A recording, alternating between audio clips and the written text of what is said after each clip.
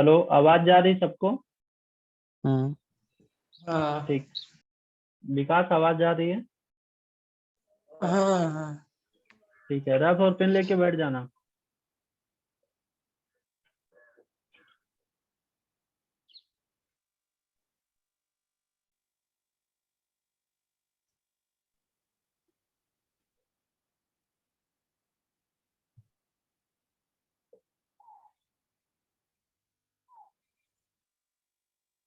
Screen दिख रही है हमारी सबको?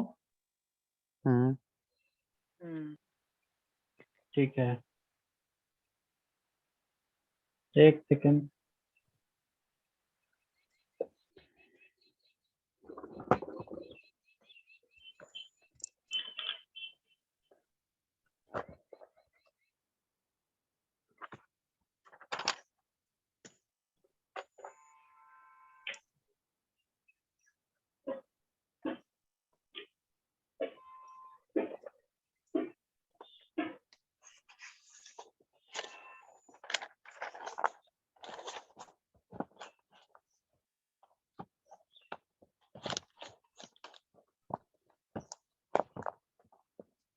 ठीक है, कोई नहीं।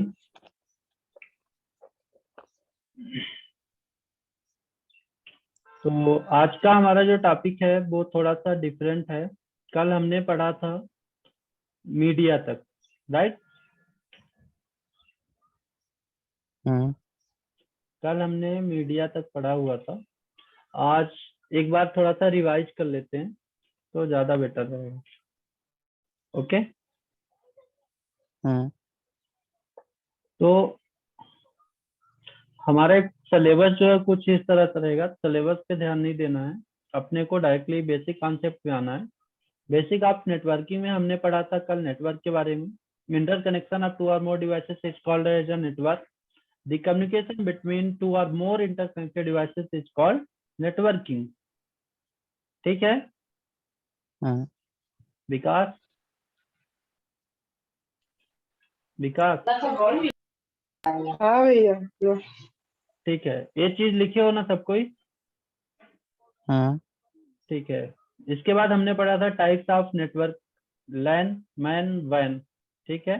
Local area network, metropolitan area network, wide area network. किसी को कहीं पे कोई भी दिक्कत होगी तो एक बार मेरे से क्वेश्चन कर देना।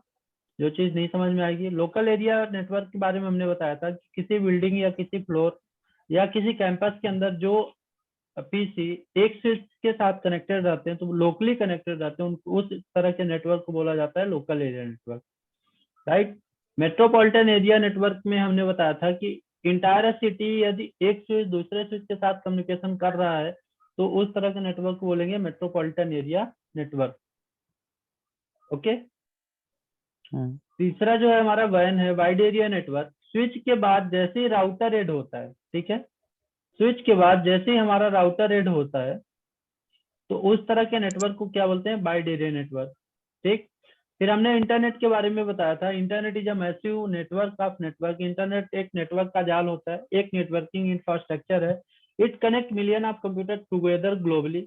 ग्लोबली कई सारे कंप्यूटर को एक साथ में कनेक्ट करने के लिए यूज किया जाता है।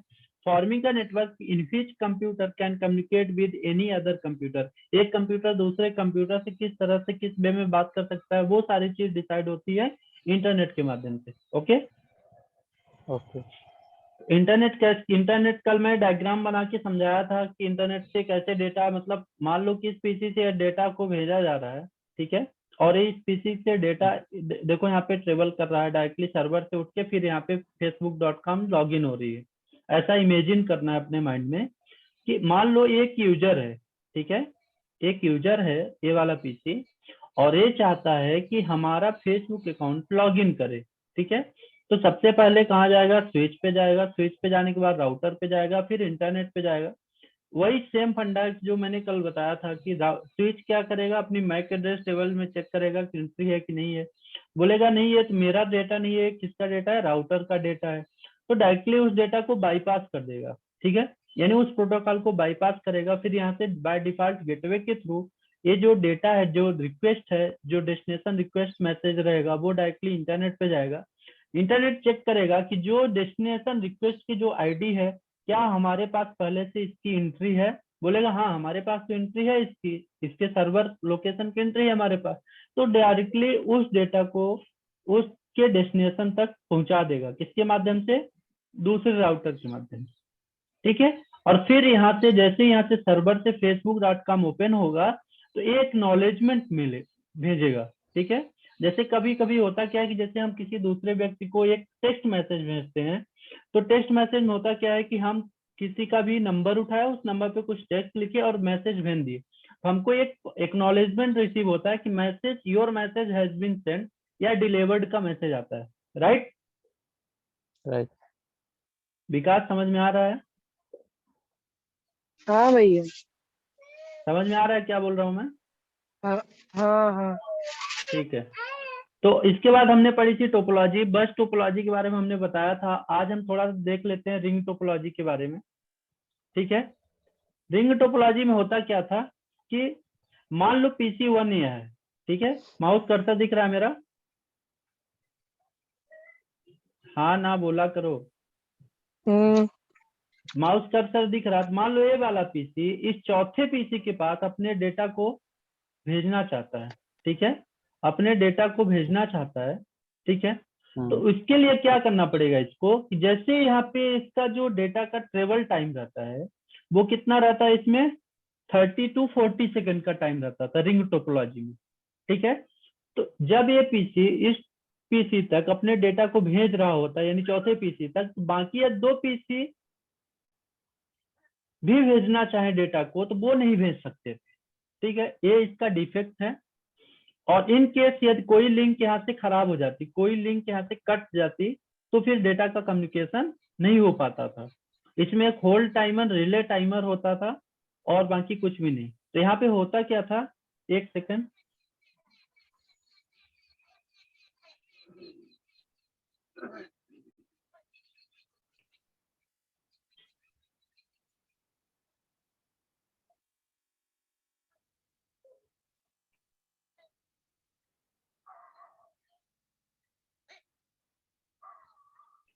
रिंग टोपोलॉजी में क्या होता था कि यहाँ पे समझना, जैसे मान लो ये वाला PC डेटा भेज रहा है इसी केबल के थ्रू इसके पास, ठीक है, चौथे PC के पास। तो जब डेटा जाएगा तो जैसे डेटा इस वाले PC के पास रिसीव होगा तो ये सबसे पहले चेक करेगा कि डेटा किसके लिए आ रहा है सामने से, ठीक है। तो ये PC बोलेगा भैया ये मेरे लिए डेटा नहीं है और मैं इस डेटा का यूज, मेरे पास कुछ भी नहीं, तो डेटा को आगे प्रोसेस कर देगा। इसके पास जाएगा, ये भी बोलेगा भैया ये मेरे लिए भी डेटा नहीं है, इसको आगे बाईपास कर दो, ठीक है। फिर डेटा डायरेक्टली यहाँ पे रिसीव्ड हो जाएगा, तब जाके एक नॉलेजमेंट मैसेज सेंड करेगा, तो ये मैसेज इसके पास फिर से जाएगा, फिर से इसके पास जाएगा, फिर ये मैसेज रिपीट होके हमारे PC पे एज ए एक्नॉलेजमेंट रिसीव होगा, यानी डिलीवर्ड का मैसेज आएगा। इन केस यदि ये वाला PC भी चाहता है कि उस PC के साथ में और मैं भी अपना मैसेज जो है वो इस चौथे PC तक पहुंचा दूं, तो उस टाइम में यह डेटा को नहीं फॉरवर्ड कर पाएगा, नहीं भेज पाएगा, क्योंकि रिंग टोपोलॉजी का रूल ये था कि जब एक PC किसी दूसरे PC को डेटा भेज रहा हो तो जो अदर PC है वो बैठ के इंतजार करेंगे अपनी बारी आने का, ठीक है। समझ आ गया? हाँ। ठीक है। तो इस तरह से कुछ डेटा ट्रेवल करता था। अब थोड़ा सा समझ लो स्टार टोपोलॉजी क्या है, ठीक है। स्टार टोपोलॉजी में क्या क्या बेनिफिट था और स्टार टोपोलॉजी सबसे ज्यादा यूज भी हो रही है। जैसे मान लो ये PC1 है और ये PC2 है, ठीक है, और ये PC3, ऐसे 4 ऐसे करके बने हुए हैं PC, ठीक है। अब हमारे इस PC को ये 2 या मतलब मान लो तीसरे PC के पास डेटा को भेजना है, ठीक है। तीसरे PC के पास डेटा को भेजना है तो कैसे भेजेगा, इस यहाँ से डायरेक्टली स्विच पे आएगा, स्विच से यहाँ पे डेटा को भेज देगा, ठीक है। इन केस यदि मान लो इनके बीच की जो लिंक है वो लिंक खराब हो जाती है तो ये डेटा को नहीं भेज पाएगा, यानी स्विच से डायरेक्टली जुड़े, इनको ट्रबल शूट करना भी आसान रहेगा। यदि मान लो कि हमारे इस PC में रिंग टोपोलॉजी में यहाँ पे इस केबल में कोई दिक्कत आ जाती, ठीक है, और डेटा ट्रेवल नहीं हो रहा है, यहाँ से यहाँ तक डेटा पहुंच रहा है लेकिन इसके आगे नहीं जा रहा है, तो इसको पूरी केबल चेक करनी पड़ेगी, ठीक है। लेकिन जैसे ही स्टार टोपोलॉजी यानी स्विच का डेवलप हुआ तो उसके बाद इजी हो गया कि इसको छोटा सा वायर होता था, ये छोटी केबल होती तो उसको ट्रबल शूट करना भी आसान है कि केबल में फॉल्ट है कि नहीं है, कहाँ पे फॉल्ट है। ठीक है, तो वो ट्रबल शूट करना इजी होता था। और डेटा कम्युनिकेशन के कई सारे इसमें रास्ते हैं। ठीक है, एक रास्ता ऐसे है। ठीक, ये रफ पेन में डायग्राम बना लेना अपने हिसाब से। ठीक, कई सारे यहाँ पे ऑप्शन है अपने पास कि किस वे में डेटा का ट्रांसफर हो सकता है। मतलब PC1 डायरेक्टली 4 से इंटरेक्ट कर सकता है, PC3 से भी कांटेक्ट कर सकता है, PC2 से भी और PC5 से भी कांटेक्ट कर सकता है इन केस ये जरूरत पड़ी। और इसमें किसी चीज के, मान लो किसी पीसी की लिंक खराब होगी तो किसी एक पीसी की लिंक खराब होगी, बाकी सभी पीसी ऑन वर्किंग रहेंगे। ठीक है, ये होती है स्टार टोपोलॉजी। देन उसके बाद आती है हमारी जो मेश टोपोलॉजी, जो सबसे लेटेस्ट टोपोलॉजी है। और इसमें बहुत ही बेहतरीन तरीके से मतलब डेटा जो है वो ट्रेवल कर पाता है। और इसमें कई सारे ऑप्शंस होते हैं जो कि डेटा ट्रेवलिंग के लिए अच्छे होते हैं। ठीक है, तो इसमें सब मान लो कि ये हमारा PC1 है और ये हमारा PC3 है, ऐसा अपन एज एग्जाम्पल समझ लेते हैं। अब PC3 के पास इमेजिन करना कितने रास्ते हैं डेटा भेजने के लिए PC1 से। एक रास्ता, दो रास्ता, ठीक, तीन रास्ता, ठीक, ये चौथा रास्ता और ये पांचवा रास्ता। ठीक है, तो इस तरह से यहाँ पे कई सारे रास्ते हैं और एक रास्ता इधर से भी आके ऐसे चला जाएगा। ठीक है, तो मतलब इस टोपोलॉजी में हमको आसानी से डेटा हम ट्रांसफर कर सकते हैं। इन केस यदि हमारा कोई बीच का लिंक खराब हो जाता है फिर भी हम डेटा को आसानी से ट्रेवल करा सकते हैं। तो ये थी मेश टोपोलॉजी। समझ में आ रही सबको? इसका स्क्रीनशॉट लेके सेम डायग्राम बना लेना, जो भी इसके बारे में बताया हूँ वो कॉपी में लिख लेना। ठीक है,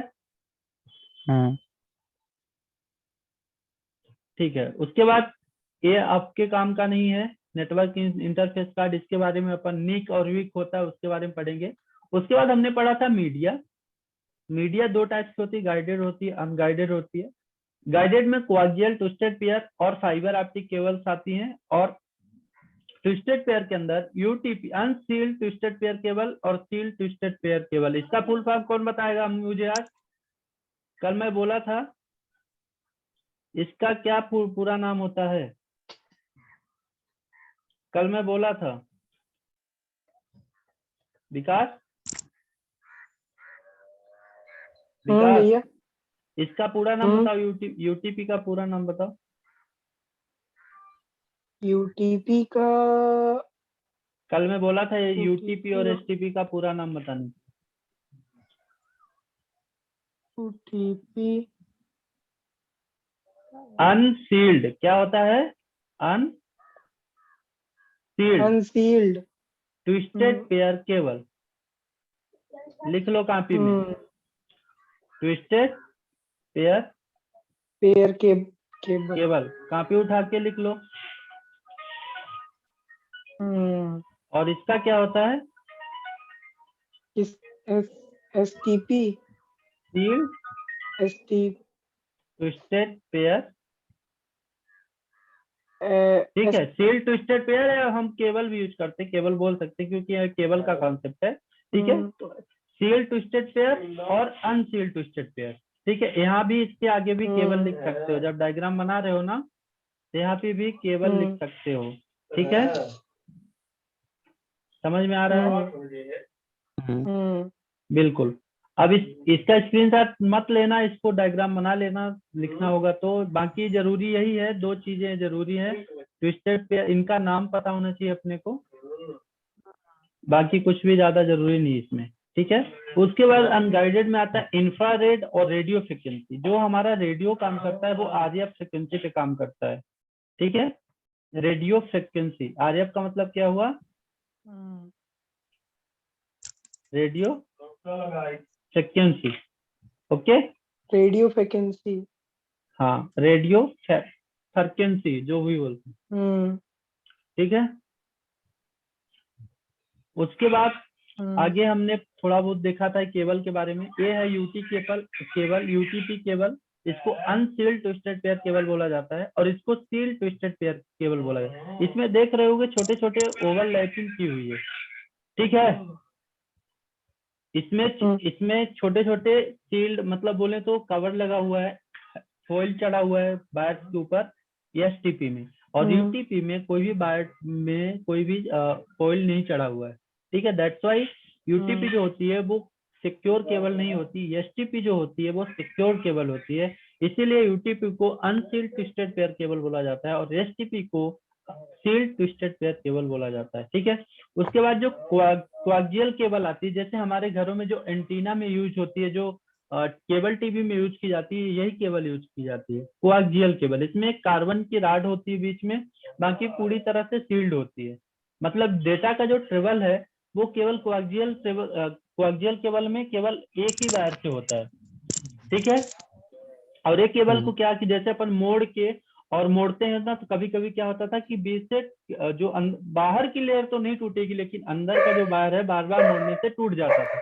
दैट्स वाई क्या डेवलप हुआ कि फाइबर ऑप्टिक जो केबल्स है, जो नीचे यहाँ पे केबल दिख रही है आपको, फाइबर ऑप्टिक केबल, ये केबल इनको किसी भी तरह से मोड़ दो या कैसे भी कर दो, केबल जल्दी टूटने वाली नहीं है। दैट्स वाई सबसे ज्यादा मार्केट में जो यूज है वो फाइबर ऑप्टिक केबल्स का यूज किया जा रहा है, ठीक है।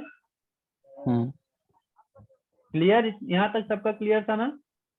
कल मैंने स्पीड बताया था कैट 5 जो होता है फास्ट ईथरनेट का, ठीक है। इसकी जो स्पीड होती है 100 Mbps, इसको स्पीड सबने लिखा है चार्ट बना के। ये DTR का जो मतलब है यहाँ पे, इसका मतलब हुआ डाटा ट्रांसफरिंग रेट, ठीक है। यहाँ पे कुछ 60 वर्ड होंगे। RJ45 इसका नाम है, ठीक है। इसका जो पोर्ट होता है कंप्यूटर में वो RJ45 होता है, वो एक कनेक्टर पोर्ट होता है, ठीक है। और यहाँ पे जो कैट 5 है, इसकी जो स्पीड है 100 Mbps, कैट 5 भी है इसकी 500 Mbps, ये भी फास्ट इथरनेट केबल है, ठीक है। फास्ट इथरनेट, ठीक, समझ में आ रहा है सबको। उसके बाद आती है कैट 6। कैट 6 1000 Mbps के रेट पे डेटा को ट्रांसफर करती है, दैट्स वाई इसको गीगाबिट इथरनेट केबल बोला जाता है, ठीक है। और इसमें जो RJ45 का पोर्ट होता है, इस पोर्ट को बोला जाता है gigabit Ethernet port, GIGA, gigabit port, ठीक है। और इनके जो पोर्ट होते हैं इसको बोला जाता है इथरनेट पोर्ट, ओके। इतना चीज क्लियर सबको। स्क्रीनशॉट मार के रख लेना, नहीं तो कॉपी में नोट करते जाना, ठीक है। अब इसके बाद हमने कुछ डिवाइसेस के बारे में कल देखा था, जैसे स्विच है यहाँ पे, it is a hardware device. Switch एक हार्डवेयर डिवाइस होती है जो कि सेंट्रलाइज करती है जो हमारा वायर्ड कम्युनिकेशन होता है किसी अन्य डिवाइस के अंदर, किस नेटवर्क में, लोकल एरिया नेटवर्क में। मतलब लोकल एरिया नेटवर्क को बनाने के लिए किस डिवाइस का यूज किया जाता है, स्विच का, ठीक है। कि एक पीसी हमारे दूसरे पीसी से डायरेक्टली वायर्ड कनेक्शन के थ्रू कम्युनिकेट कर पाए। तो जब कोई स्विच पूछता है स्विच क्या है, तो बोलना क्या है अपने को, switch is a hardware device that centralize communication between wired devices connected with in a local area network, ठीक है। मतलब ऐसा समझो कि तुम्हारे पास एक डिवाइस ऐसी है जिससे तुम कई सारे पीसी कनेक्ट कर सकते हो। कुछ कॉन्फ़िगरेशन करने के बाद तुम्हारे वो पीसी आपस में बात करने लगेंगे, ठीक है। देन उसके बाद आता है wireless access point. Wireless access point का मतलब ये होता है it is hardware device that centralize communication between wireless. तो वायरलेस वर्ड से समझ में आता है कि यहाँ पे वायर का यूज नहीं किया जाएगा, ठीक है। तो वायरलेस कम्युनिकेशन के लिए जो डिवाइस यूज की जाती है उसको बोलते हैं एक्सेस पॉइंट, यानी वायरलेस एक्सेस पॉइंट। या इसको एक्सेस पॉइंट भी बोल सकते हो। उसके बाद जो राउटर आता है, router is a device which enable communication between two or more different logical network। जैसे मान लो किसी नेटवर्क की जो आईपी है, ठीक है, ध्यान से समझना। मान लो किसी की आईपी जो है 127.0.1 है, ठीक है, और किसी की 192.0.0. सॉरी क्लास सी का है 168.0.1 है, ठीक है। तो यहाँ पे जो हमारा मतलब पीसी होता है वो सबसे पहले क्या चेक करेगा, देखिएगा ये तो क्लास ए की आईपी है, ठीक है। कौन से क्लास की आईपी ये है अभी मैं बताऊंगा जब आईपी के बारे में, तब समझ में आएगा। और ये जो है क्लास बी की आईपी है, ठीक है, समझ में आ रहा है। ये जो है क्लास बी की आईपी है और ये जो है क्लास ए की आईपी है। अब दोनों नेटवर्क अलग अलग हैं, ठीक है। इनको आपस में बात कराने के लिए जिस डिवाइस का यूज किया जाएगा उस डिवाइस को क्या बोलते हैं, राउटर। समझ रहे हो बात को। अब यहाँ पे नेटवर्क डिफरेंट है, यहाँ पे 127 का नेटवर्क है, मतलब 127 का जितना भी नेटवर्क पॉसिबल हो सकता है, यानी 255 तक, ठीक है। मतलब 127.0.0.255, फिर जब रिपीट होगा तो 127.0.1.255। तो यहाँ पे जहाँ पे 1 लिखा हुआ है इसकी जगह पे 1 लिखा जाएगा। तो इस तरह के मतलब यहाँ पे कई सारे नेटवर्क आपस में कनेक्टेड हैं। तो सबसे पहले क्या समझा हमने कि राउटर एक ऐसी डिवाइस है जो डिफरेंट लॉजिकल नेटवर्क को आपस में कम्युनिकेट कराने के लिए यूज की जाती है, ठीक है। उसके बाद आती है हमारी फायरवॉल। अब ये बताओ कि मान लो कोई बड़ी सी कंपनी है, कंपनी का जो डेटा है वो बहुत ही रेयर है, मतलब उस मतलब मान लो बैंकिंग फर्म या कुछ भी है। अब यहाँ पे कई सारे मार्केट में हैकर भरे पड़े हुए हैं, तो उसको सिक्योर करने के लिए कौन सी डिवाइस यूज की जाती है, फायरवॉल। फायरवॉल क्या करती है, आने वाले अनऑथराइज्ड एक्सेस को एंट्री देती है, मतलब अनऑथराइज्ड एक्सेस से हमको सिक्योर करती है हमारे नेटवर्क को। एज एग्जाम्पल समझो कि मान लो तुम्हारे क्लास में, ठीक है, तुम स्कूल जाते हो, तुम्हारा स्कूल में नाम लिखा है, तुम्हारा वहां पहले से डेटा चढ़ा हुआ है, तो दैट्स वाई तुम वहां पे स्कूल में जाते हो और पढ़ के वापस आते हो, ठीक है। यदि मान लो तुम्हारा स्कूल में नाम नहीं लिखा हुआ है और तुम स्कूल गए फिर से, स्कूल वाला तुमको भगा देगा, ठीक है। तो सेम काम होता है फायरवॉल का। हेलो, हाँ ये भैया। समझ में आ रहा है क्या बोल रहा हूँ मैं? हाँ वो ठीक है, मान लो ये हमारा पीसी है, ठीक है, ये हमारा स्विच लगा हुआ है यहाँ पे, ठीक, और ये हमारा राउटर है और इस राउटर के बीच में एक फायरवॉल लगी हुई है, ठीक है। अब बाहर से डेटा कहीं से आ रहा है, ये हमारा इंटरनेट है, ठीक है, ये जो हमारा है ये है पूरा इंटरनेट है, ठीक। अब ये इंटरनेट से मान लो कोई डेटा आ रहा है तो सबसे पहले राउटर के पास आएगा, राउटर के बाद फायरवॉल के पास यानी गेट में जाएगा, ठीक है। इंटर तो कर रहा है लेकिन सबसे पहले कुछ रिस्ट्रिक्शन है, ठीक है, उस रिस्ट्रिक्शंस को पार करेगा। यदि इसको फायरवॉल को लगेगा कि डेटा को अंदर भेजना चाहिए, हम सुरक्षित रहेंगे भेजने के बाद भी, तब ये डेटा स्विच तक ट्रेवल करेगा। यदि इसको लगता है कि अनऑथराइज्ड एक्सेस है तो यहीं से डेटा को सीधे ब्लॉक करके और उसके डेटा को डिस्कार्ड कर देगा, ठीक है। एक काम होता है फायरवॉल का, ये डेटा ऑथराइज एक्सेस कर रहा है, मतलब डेटा को पहले से ऑथराइजेशन मिला हुआ है, तो फिर डेटा इस पीसी तक डिलीवर्ड होगा जो इसका डेस्टिनेशन रहेगा, ठीक है। ये सारा काम होता है फायरवॉल का। समझ में आ रहा है, हाँ ना बोलते जाओ। हाँ। ठीक है, उसके बाद लैन केबल टाइप होती है। इस लैन केबल टाइप्स में स्ट्रेट थ्रू केबल होती है, क्रॉस ओवर केबल होती है, रोल ओवर केबल होती है। तीनों केबल के नाम लिखो, जल्दी लिखो। Straight cable, cross over cable, roll over cable.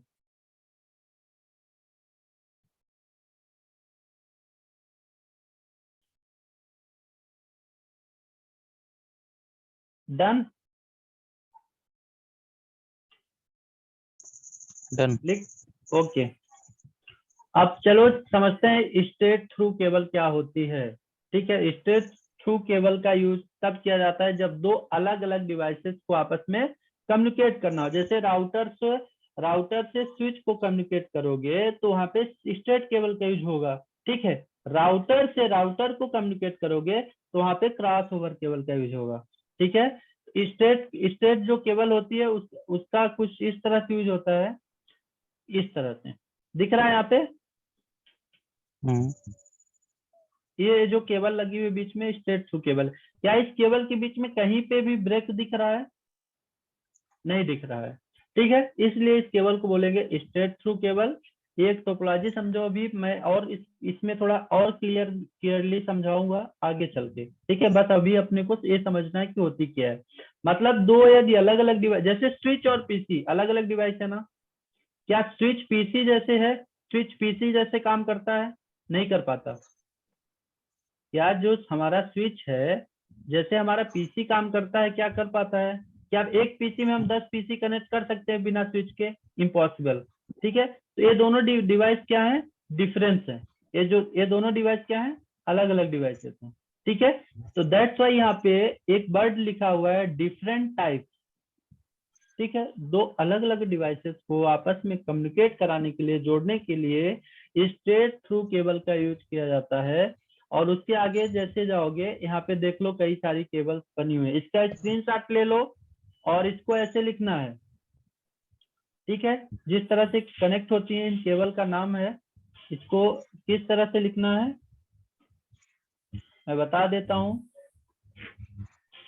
इसको लिखना है लाइट ऑरेंज। ये नोट करते जाओ रफ में। एक सेकेंड, थोड़ा सा इसको छोटा कर लें टेक्स्ट।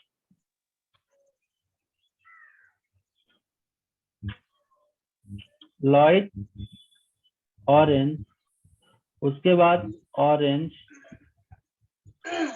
लाइट ग्रीन, फिर ब्लू, फिर लाइट ब्लू, फिर ग्रीन,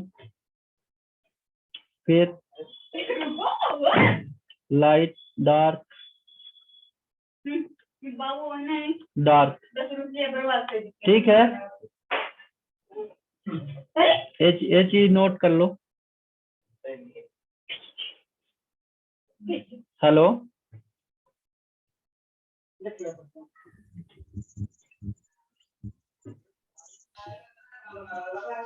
कर लिए। हो गया?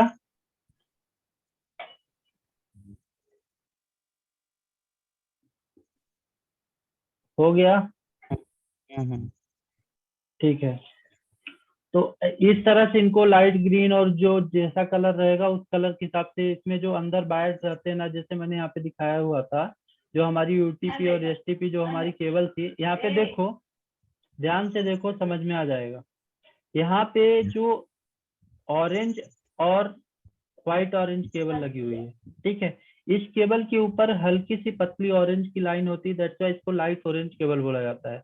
ठीक है, यहाँ पे लाइट ग्रीन केबल है, ठीक है, सॉरी लाइट ब्लू और ब्लू, यहाँ पे लाइट ग्रीन और ग्रीन, ठीक है, यहाँ पे डार्क और लाइट डार्क, दो तरह की केबल है। ठीक है, और जब इनको RJ45 के पोर्ट कनेक्टर में, यानी RJ45 के पोर्ट कनेक्टर में इनको कनेक्ट किया जाता है, तो इनका कुछ सीक्वेंस होता है, वो सीक्वेंस आगे बताता हूँ।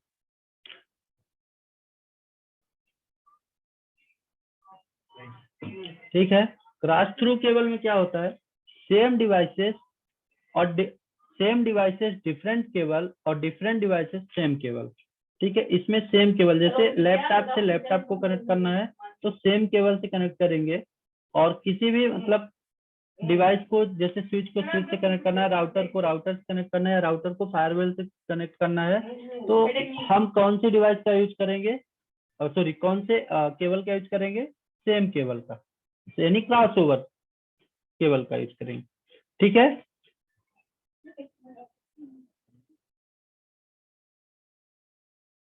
सबको सुनाई दे रहा है? ठीक है, तो क्रॉस ओवर केबल का यूज क्या होता है कि जब दो अलग अलग डिवाइसेस रहती हैं, उनको आपस में कम्युनिकेट करने के लिए हम कौन सी केबल यूज करते थे? Straight through cable. जब सेम डिवाइसेस है तो वहां पे कौन सी केबल यूज करेंगे? Cross over cable. ओके, ये फार्मूला लिख लो, इसको मैं थोड़ा सा बड़ा लिख देता हूँ। Same device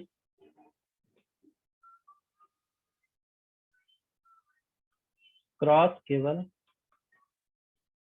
different device different devices same cable. ठीक है, ये चीज लिख लो रफ में।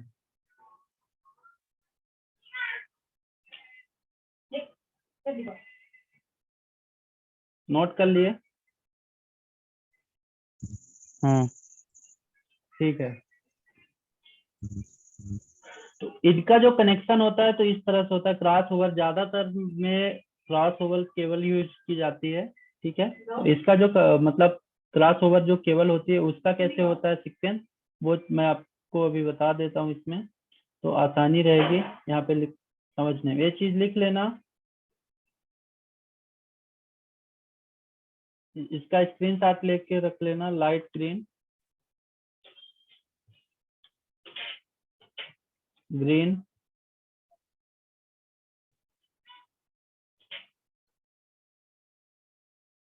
लाइट ग्रीन, और sorry light orange, light dark, dark orange, blue, light blue. ठीक है,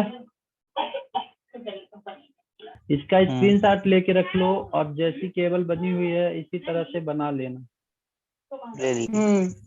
ठीक है, जिस तरह से केबल बनी हुई है जो सीक्वेंस है उस सीक्वेंस में बना लेना, क्योंकि आगे चल के जब नेटवर्किंग फील्ड में जाओगे, किसी कंपनी में काम करोगे, तो इसी सीक्वेंस में केबल को RJ45 कनेक्टर में अटैच करना पड़ेगा।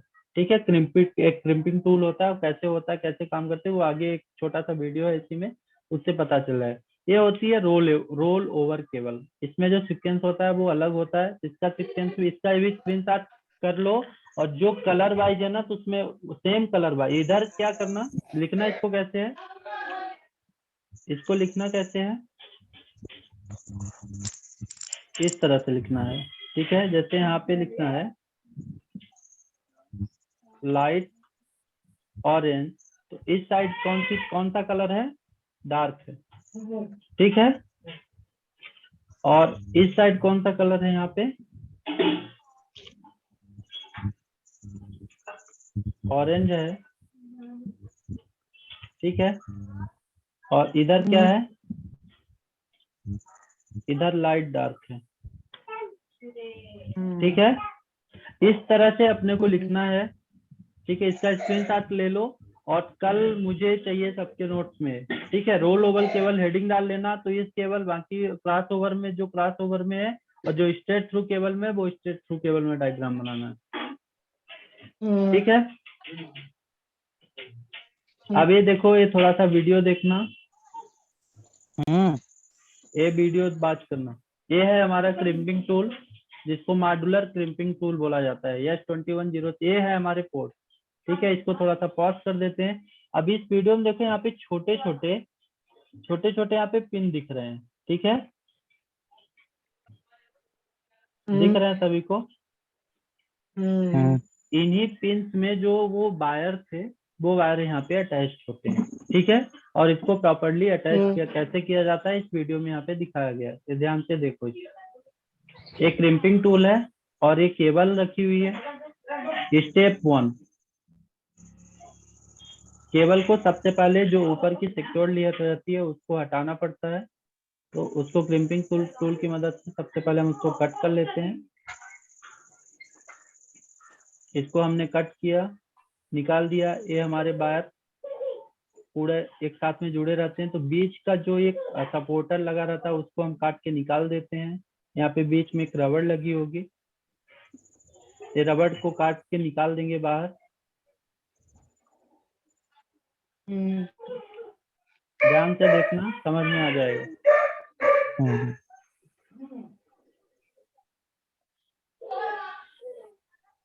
ये रबड़ को काट के निकाल दिया, बाकी सभी वायर्स को अलग करेगा।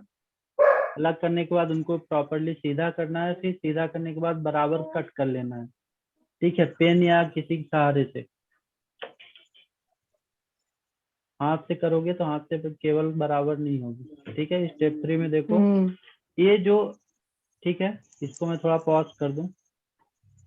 ये जो केबल्स हैं, ठीक है, इसी वे में जो मैंने बताया था ना, सेम वे में जो क्रॉस ओवर में है, ठीक है, उस वे में केबल्स को कनेक्ट किया गया है, या रोल ओवर या किसी भी के थ्रू, जैसा तुम्हारा पोर्ट है डिपेंड करता है कि सामने पोर्ट कैसा है। ठीक है, जैसे RJ45 है, कंसोल है, या फिर कौन सा है, उसके अकॉर्डिंगली हमको कनेक्ट करना पड़ता है। ठीक है, इसी सीक्वेंस में केबल्स को पिन में अटैच करेगा। बराबर काट लिया इसने, बराबर कट कर रहा है।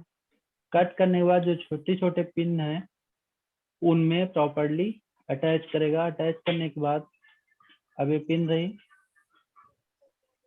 इसमें इन वायर्स को डालेगा और जितना मतलब अच्छे से प्रेस करके तब तक प्रेस करना है कि लास्ट में जो पिन है वहां तक जब वायर के जो कलर है वो दिखने ना लगे।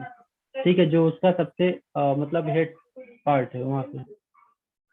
अभी क्रिम्पिंग टूल से इस केबल को क्रिम्पिंग टूल में डाल के और बस प्रेस कर देना है। उसके बाद हमारा RJ45 कनेक्टर बन जाएगा।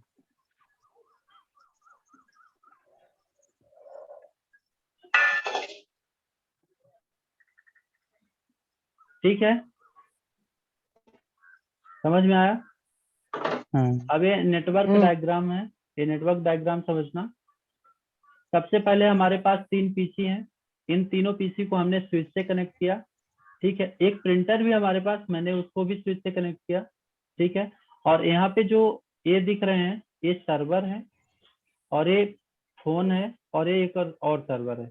ठीक है, एक हो सकता है कि मैनेजर डिपार्टमेंट का सर्वर हो या किसी एक HR डिपार्टमेंट का सर्वर हो, अलग अलग एक कंपनी में सर्वर हो सकते हैं। तो कोई इस तरह से डायग्राम है। ये सर्वर भी किससे कनेक्टेड है? स्विच से कनेक्टेड है। उसके बाद स्विच क्या है? आपस में कनेक्टेड है। यहाँ पे कौन सा नेटवर्क बन रहा है? यदि हम नेटवर्क टोपोलॉजी देखें तो मेट्रोपॉलिटन एरिया नेटवर्क बन रहा है, लेकिन ये आपस में ही कम्युनिकेशन कर रहे हैं, एक ही बिल्डिंग एक ही फ्लोर के अंदर। तो उस तरह के नेटवर्क को कौन सा नेटवर्क बोला जाएगा? एक ही बिल्डिंग एक ही फ्लोर एक ही कैंपस में जब एक स्विच से दूसरा स्विच कनेक्टेड हो, या एक स्विच से कई सारे पीसी कनेक्टेड हो, तो उस तरह के नेटवर्क को कौन सा नेटवर्क बोलेंगे? लैन, लोकल एरिया नेटवर्क। ठीक है, यदि इसी के बीच में यहाँ पे हम एक राउटर ऐड कर दें तो कौन सा नेटवर्क हो जाएगा? वाइड एरिया नेटवर्क हो जाएगा। ठीक है, ये हमारा कम्युनिकेशन है। अब यहाँ पे वायरलेस एक्सेस पॉइंट लगा है, मतलब हमारी कंपनी में हम क्या करते हैं, कुछ हमारे पीसी है जिनके पास वायरलेस एक्सेस है और उनको मैं वायरलेस डिवाइस से कनेक्ट करना चाहता हूँ, तो डायरेक्टली हम वायरलेस एक्सेस पॉइंट डिवाइस की मदद से हम उनको आपस में कम्युनिकेट कर सकते हैं। लेकिन उस वायरलेस एक्सेस पॉइंट को वायर्ड कनेक्शन करना पड़ेगा स्विच के साथ, तभी हमारा डेटा जो है वो ट्रांसफर हो जाएगा। ठीक है, क्योंकि एक्सेस पॉइंट के साथ साथ एक छोटा सा इनमें हब लगा होता है। ठीक है, इन पीसीस में, और ये जो हमारा एक्सेस पॉइंट होता है यहाँ पे भी एक हब होता है जिसके थ्रू डेटा ट्रेवल कर पाता है। ठीक है, समझ में आ रहा है? अब मान लो हमको इस डेटा को हमको कहीं बाहर भेजना है, तो बाहर भेजना यानी वाइड एरिया नेटवर्क में भेजना है, तो वहां पे हमको कौन सी डिवाइस यूज करनी पड़ेगी? राउटर की। ठीक है, कौन सी डिवाइस का यूज करना पड़ेगा? राउटर का। ठीक है, अब डेटा ट्रेवल समझो, मान लो PC 1 है। ठीक है, ये PC 1 है और ये वाला PC 2 है। ठीक, तो इसके पास डेटा को भेजना है। ठीक है, तो इसके सेम नेटवर्क में डेटा जब ट्रेवल कर रहा है तो इसको क्या जरूरत है कि ये राउटर तक जाए? जब सेम नेटवर्क में डेटा को ट्रेवल कर रहा है तो क्या इसको जरूरत पड़ेगी कि राउटर से एक्नॉलेजमेंट लेके डेटा को कहाँ ट्रेवल करना है? नहीं पड़ेगी। ठीक है, जब डिफरेंट नेटवर्क में जाना होगा, जैसे मान लो यहाँ पे 127 का नेटवर्क चल रहा है, 127 का नेटवर्क चल रहा है, और एक राउटर यहाँ पे और कनेक्टेड है, मान लो ये राउटर है। ठीक है, और ये राउटर की IP जो है क्या है? 192.168 से स्टार्ट हो रही है। तो यहाँ पे जब डिफरेंट नेटवर्क में हमको बात करनी होगी, डिफरेंट लॉजिकल नेटवर्क में, तब हम राउटर डिवाइस का यूज करेंगे। लेकिन यदि हमको सेम नेटवर्क में बात करनी है तो क्या हमको जरूरत है कि हम राउटर से एक्नॉलेजमेंट लें? कोई जरूरत नहीं है। ठीक है, तो यहाँ पे मान लो PC 1 से डेटा जाता है तो सबसे पहले स्विच पे जाएगा। स्विच पे जाने के बाद हमारा जो डेटा है इस दूसरे स्विच पे जाएगा। ठीक है, स्विच का काम क्या होता है कि जहां से डेटा उठ के जाता है उस जगह को छोड़ के बाकी जितने भी पोर्ट होते हैं हर जगह डेटा को ब्रॉडकास्ट कर देता है। ठीक है, मतलब डेटा को यहाँ भी भेजेगा और डेटा को यहाँ भी भेजेगा। ठीक है, यहाँ भी डेटा को भेजेगा और यहाँ भी, मतलब इस PC पे डेटा को भेजेगा और यहाँ भी भेजेगा। ठीक है। जहां जहां पे भी हमारे जितने भी पोर्ट कनेक्टेड रहेंगे वहां वहां डेटा भेजेगा, लेकिन केवल राउटर को छोड़ के, ठीक है, क्योंकि हमारा डेस्टिनेशन एड्रेस सेम नेटवर्क का है, तो राउटर को छोड़ देगा, बाकी जितने भी पोर्ट हमारे कनेक्टेड रहेंगे उन सभी पोर्ट तक हमारे डेटा को भेजेगा, ठीक है। तो अब मान लो इसका बहुत बड़ा एक दिन मैं किसी दिन समझाऊंगा, डेटा फ्लो का पूरा डायग्राम होता है, कम से कम 1-2 घंटे का टाइम लगेगा उसमें। तो इसमें होगा क्या कि जैसे ही हमारे PC1 से डेटा गया, सबसे पहले स्विच के पास गया, स्विच ने अपनी मैक एड्रेस टेबल में एंट्री चेक करी कि यहाँ पे पोर्ट नंबर होता है 00/1 करके, 00/1 पे एक मैसेज आया है और उसका डेस्टिनेशन एड्रेस है वायरलेस एक्सेस पॉइंट में PC1 के पास, ठीक है। ये वायरलेस एक्सेस पॉइंट का PC1 है और इस तक मैसेज को डिलीवर करना है। बोलेगा कि क्या, स्विच को कुछ भी समझ में नहीं आता केवल मैक एड्रेस के अलावा, ठीक है। तो क्या करेगा, जहां से डेटा गया है, ठीक है, जिस जगह से डेटा यहाँ से गया हुआ है इसको छोड़ के, ठीक है, बाकी जितनी भी जगह है उस जगह पे डेटा को ब्रॉडकास्ट रहेगा। मतलब ऐसी ऐसी चीज समझो कि मान लो तुम्हारे पास 10 लोग बैठे हुए हैं, तुमको ये पता है कि ये चीज मान लो किसी दूसरे के नाम है, ठीक है, मतलब किसी दूसरे व्यक्ति को देनी, 10 में से किसी एक को देनी है, तो तुम डायरेक्टली जाके बीच में सीधे फेंक दो, बोलो भैया जिसकी चीज है वो उठा लो, ठीक है। तो स्विच का काम यही है यहाँ पे कि जब ये डेटा को भेजता है तो हर जगह ब्रॉडकास्ट करता है, लेकिन जिसका डेटा होता है, जो डेस्टिनेशन एड्रेस होता है, वो डायरेक्टली डेटा को रिसीव करता है और बाकी के जो पीसी रहते हैं उस एक्नॉलेजमेंट को यानी उस डेटा को डिस्कार्ड कर देते हैं। क्या कर देते हैं? डिस्कार्ड, ठीक है, समझ में आया?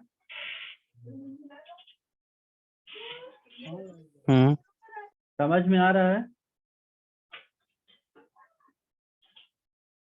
समझ में आ रहा है?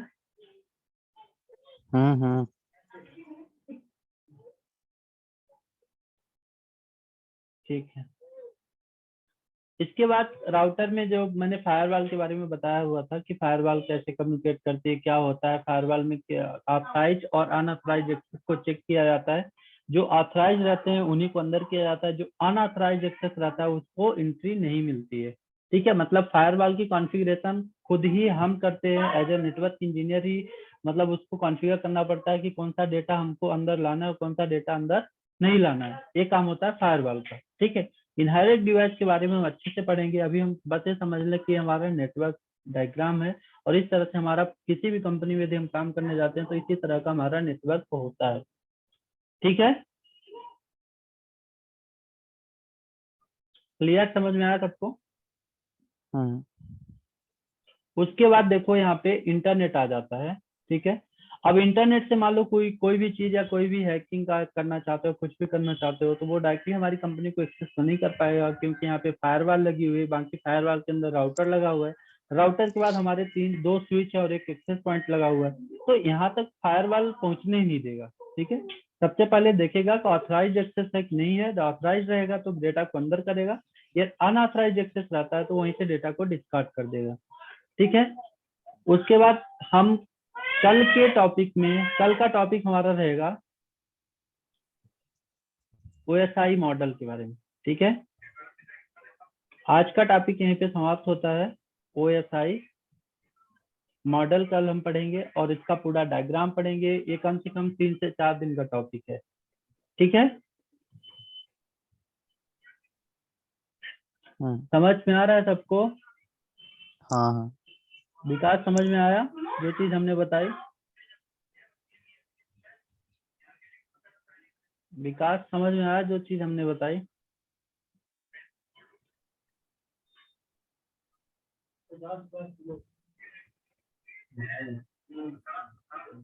अच्छा, राउटर समझ में नहीं आया आयुष को?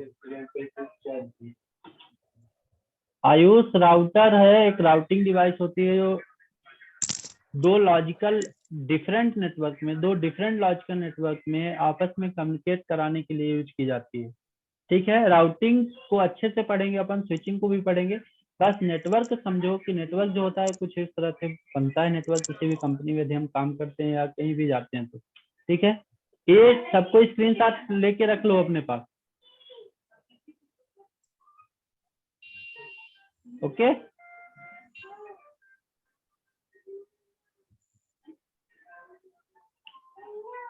सबको स्क्रीनशॉट लेके रखो इसको, हाँ ठीक है। और ये कल सबके नोट्स में मतलब लिखा होना चाहिए, पूरा डायग्राम बना होना चाहिए, ओके। ठीक है। हम्म। ठीक है, चलो बाय। बाय।